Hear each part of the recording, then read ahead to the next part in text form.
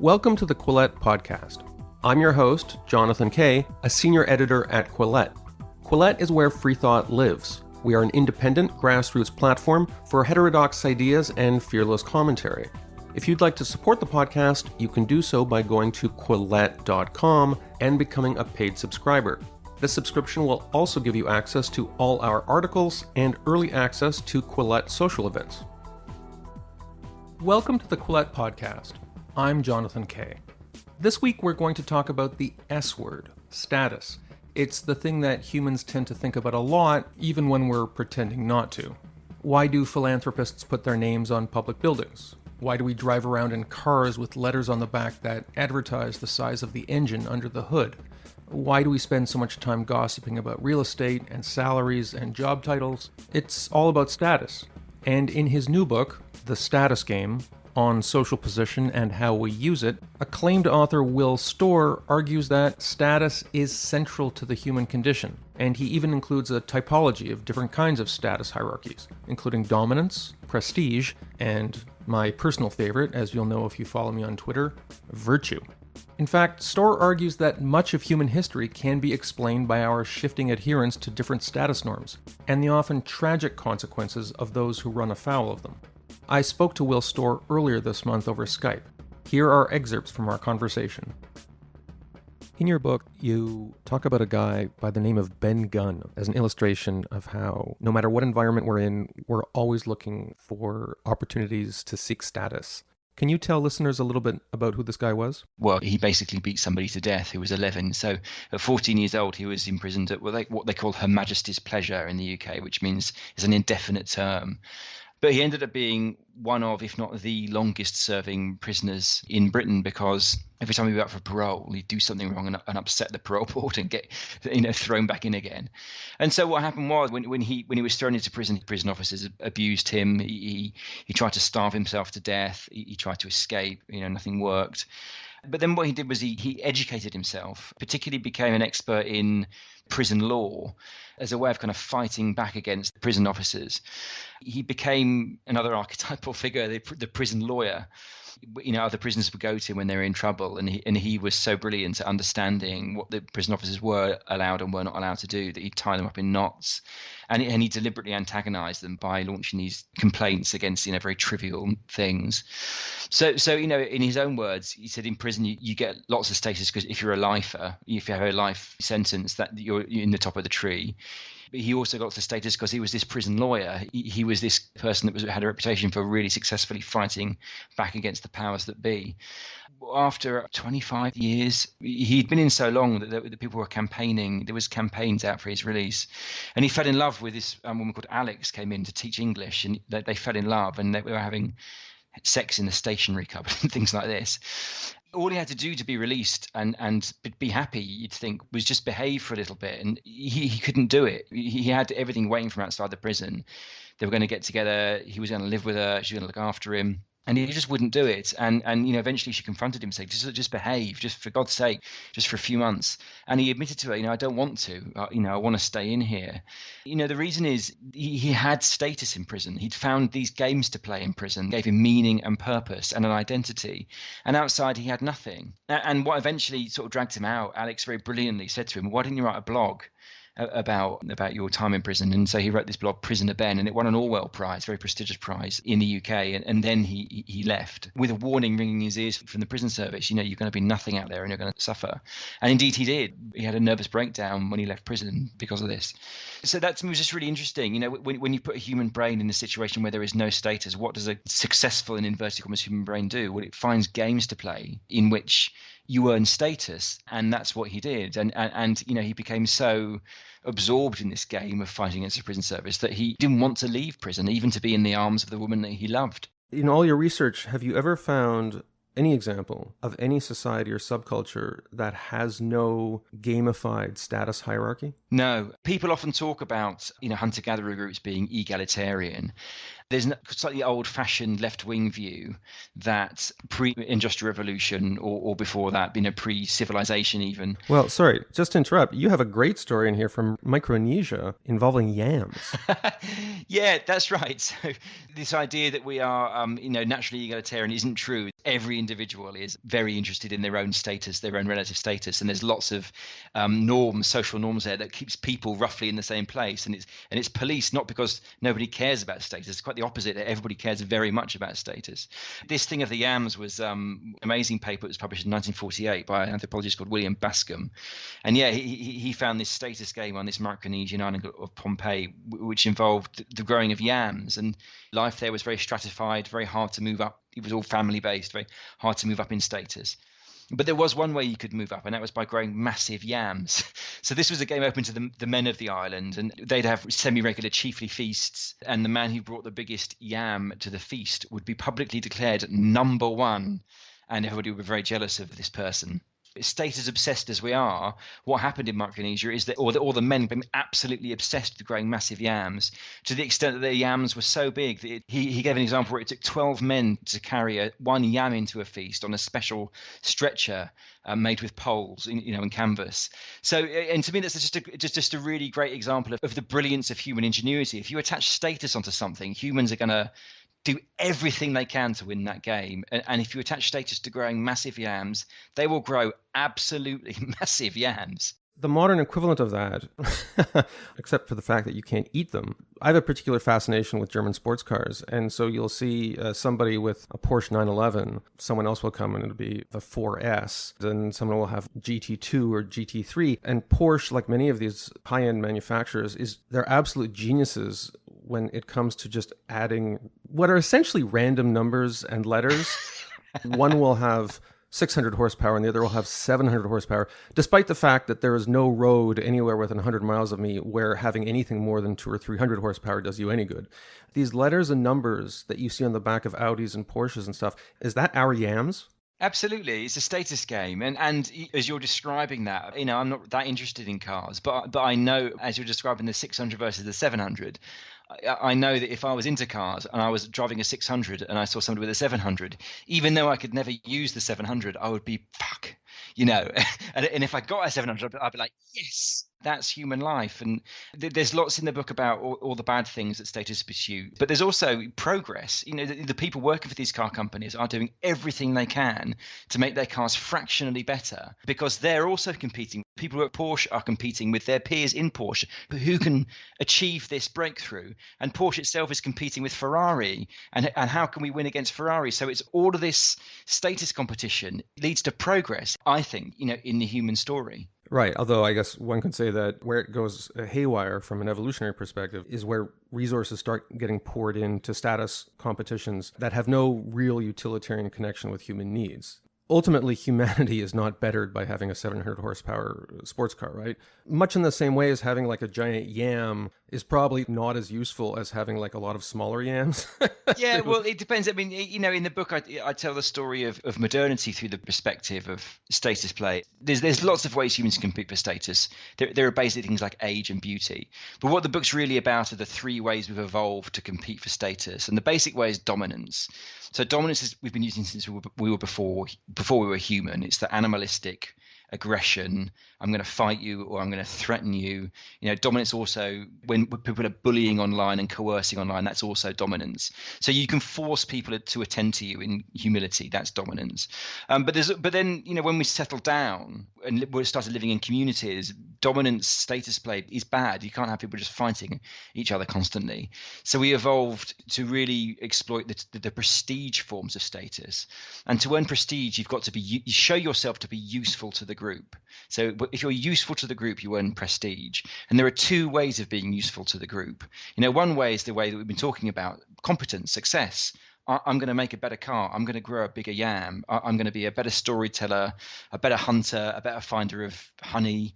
or whatever it is, but also virtue. So people who are conspicuously virtuous certain status, and that could be somebody who is generous with resources, courageous in battle, but also an enforcer, somebody that knows the norms of the group well and enforces those norms. And that's, I think, where status games often go really bad. One of the things about these different kinds of game, dominance, virtue, and success, is that they're never pure. They're always mixed in. Like a boxing match is a dominance game, obviously, but it's also a virtue game because it's about rules, and it's also a success game. Boxing isn't just brute force; it's skill. When things go really badly wrong, it's what I call dominance virtue games. We're enforcing the rules of our game with coercion and force. When you see groups in which people are celebrated and held up in high status because they are conspicuously using dominance to enforce the moral rules of their group, that's where things go wrong. And you see that kind of dynamic in everything from cancel culture, even up to and including genocide. It's a foundational hypocrisy of modern human societies where creeds that are nominally based on virtue, as soon as the hierarchy is challenged, there's this primal reversion to a dominance game. It becomes the sort of lowest common denominator of enforcement.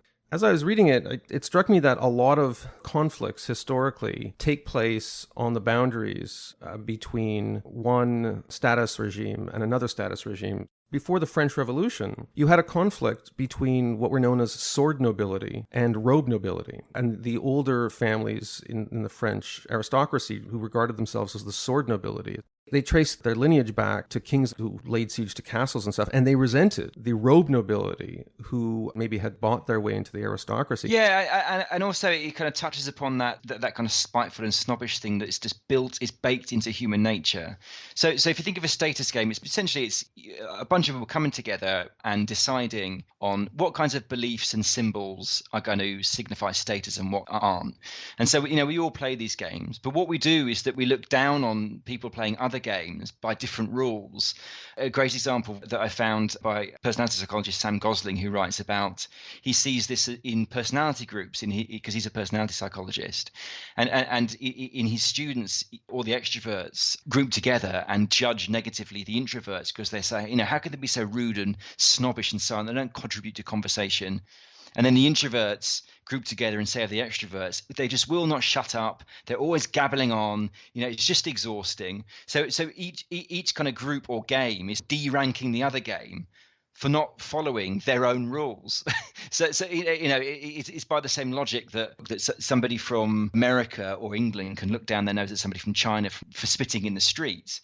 But then somebody in Japan will look down at somebody from the UK or Canada or the US for blowing their nose in public, because in Japan that's seen as disgusting as spitting in the street. So we all, as a group or as a game, define the things that equal status and define the things that equal don't status. But we judge the whole world by those rules, not just our game. You raised the example of Japan, and in your book you talk about the hikikomori, usually young men, who have essentially stopped leaving their house. Yeah. Can they be seen as an example of people who they can't play the game? They're basically saying, I concede, game over. Yeah, absolutely. And I was really struck by that when I was looking into the hikikomori, because Japan is a very stratified, very intense kind of status game culturally, and the pressure on young people is often overwhelming. And when you look at the kinds of thing hikikomori say to researchers, lots of that is bound up in, I don't like being judged, I can't connect into groups. The basic kind of fundamental of a status game is its connection and status. We connect into groups, and then once we've connected into groups, we jostle for status within them. We try and earn the esteem of people in that group.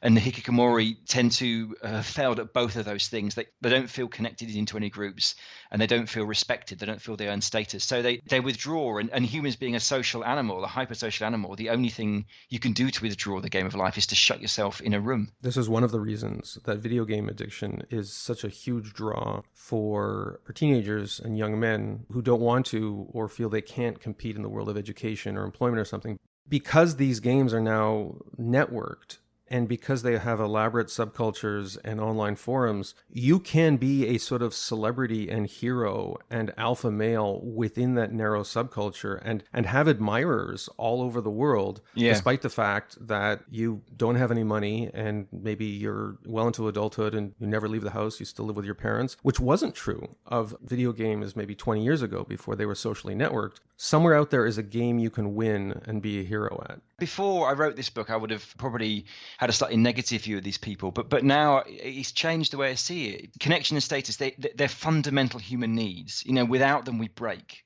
Psychologically, we collapse. Well, you talk about social genomics. Maybe you could talk a little bit about that, because there's a scientific basis for what you just said. That's right. They've even found that we begin to suffer physically if we're denied status. There was an extraordinary study done in the UK here on the British civil service, which is the huge bureaucracy and very, very stratified. And scientists found that the further you went down the ranking, the worse your health outcomes, and the lower your ability to recover from disease, and the higher the lower your mortality. And so the obvious thing is, that's just the poorer people are, the less they can work out, and the worse their food. But it wasn't that. One level down from the very top was slightly worse than the level above it. And it was even found in baboons. So they experimented in the lab on baboons where they looked at a baboon, I don't know if you call it a pack or a troop, the hierarchy. And just like in the British bureaucracy of the civil service, they found the lower the hierarchy, the more vulnerable they were to various diseases. They artificially changed the hierarchy. And lo and behold, as they changed the hierarchy, the health outcomes then changed in lockstep. So then the question, of course, is why? There's this field of social genomics, which is a relatively new field, and it's basically this idea of how our social lives affect the function of our genes.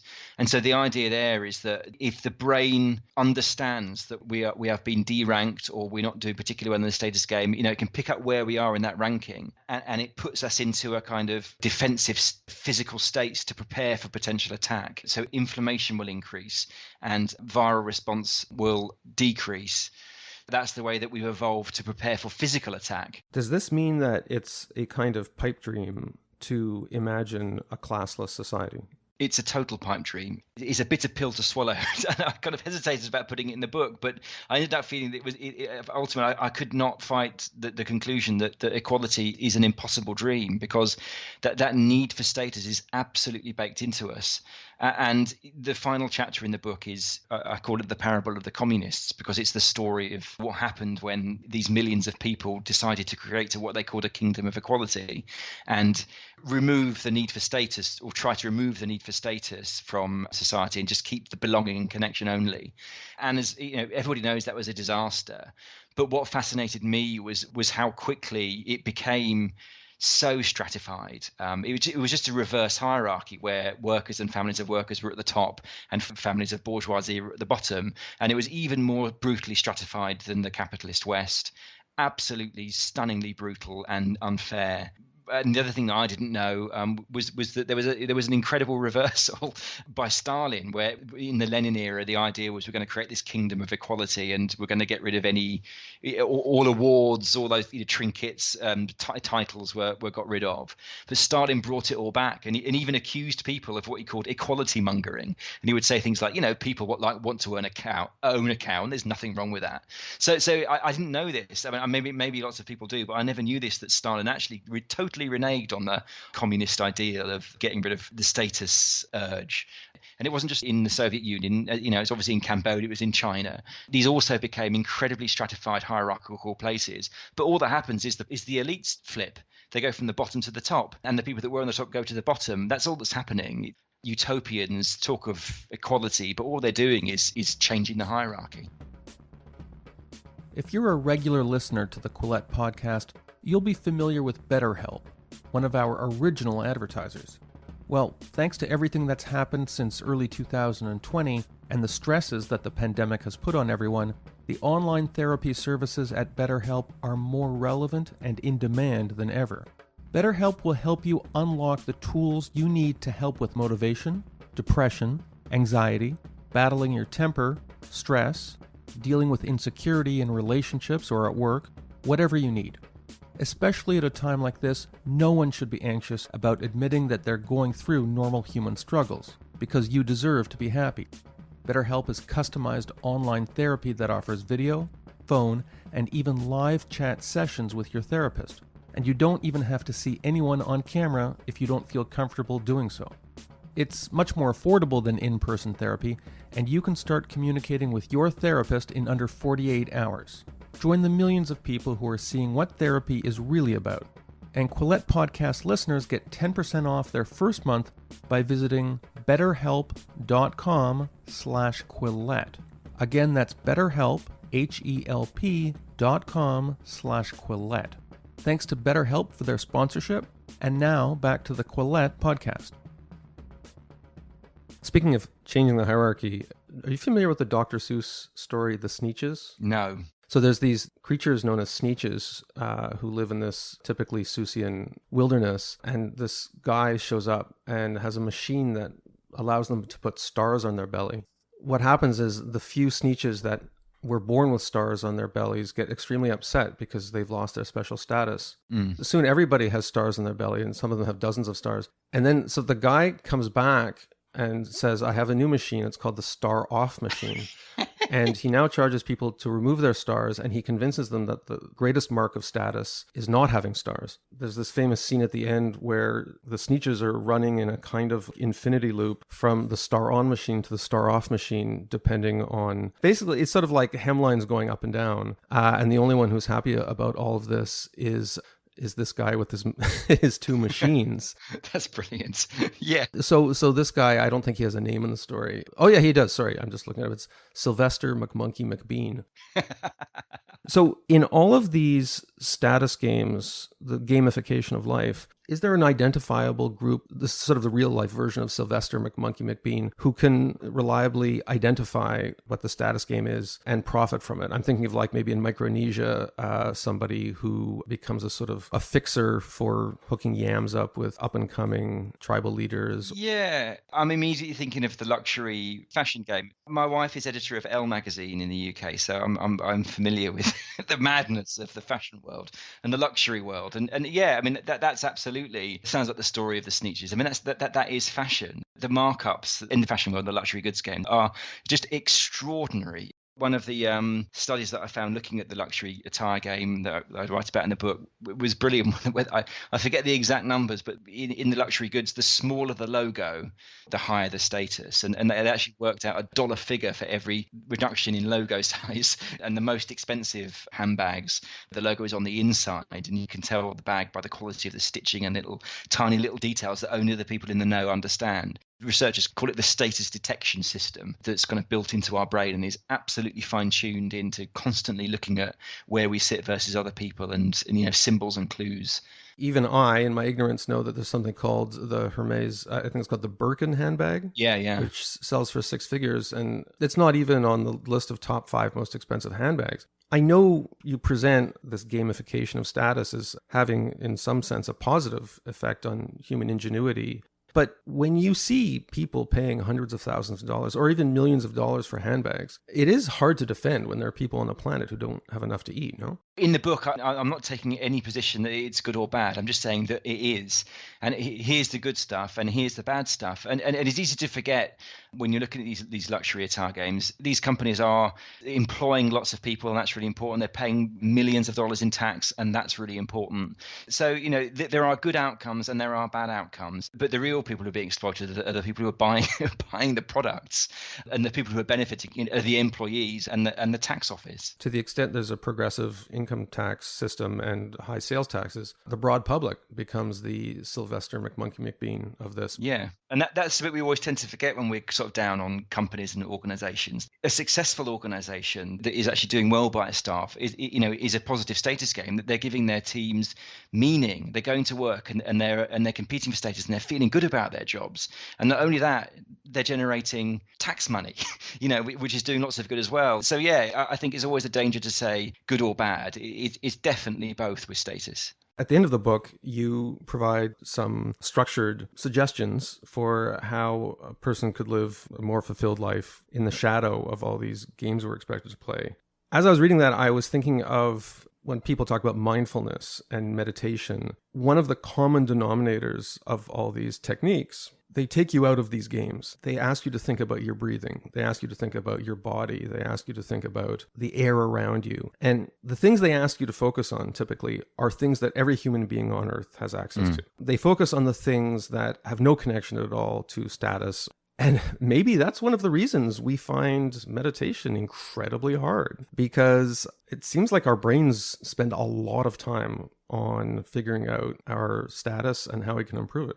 Yeah, that's right. I mean, in the groups that we evolved in, it was a basic heuristic. The more status you got, the greater your selection of potential mates, the safer your sleeping sites, the more food you got. It's completely plugged into the basic Darwinian goals of survival and reproduction. The more status you get, the better you're going to survive and reproduce. So it's that fundamental. I've no doubt that meditation can reduce the kind of cravings that they talk about. But you also must have noticed that people who meditate a lot end up being quite pleased with themselves. Yeah, it's true. It's extremely true, yeah. There was one hilarious study I write about in the book. They got 3,000, I think they were Dutch academics, did a study of 3,700 mindfulness meditators. And these were meditators who specifically practiced to reduce what they called their ego needs. And they found they scored high in measures of spiritual superiority. So the ideas like, if only other people had the amazing insights I have, the world would be a better place. And the researchers said that what they found was, they called it, and this is a quote, the exact opposite of enlightenment.